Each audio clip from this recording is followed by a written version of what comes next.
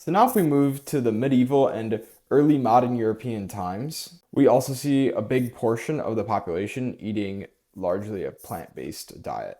This primarily included bread, porridge, cabbage, onions, beans, and much more. And at this time, meat again was generally reserved for just the elites. So plant-based food was basically what peasants could have easily available to them.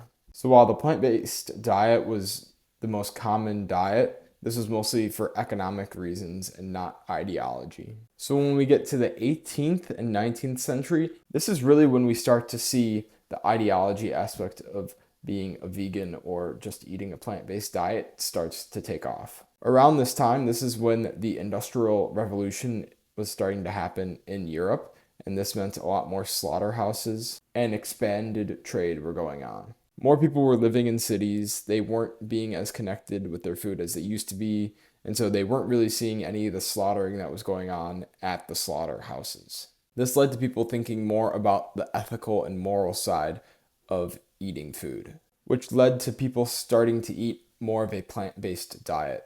And this was around the time that the Vegetarian Society was formed in 1847. And economically, poor people were still primarily eating a plant-based diet while the rich were eating more meat than plants. And generally, the only wealthy people who were vegetarians were the ones in the Vegetarian Society.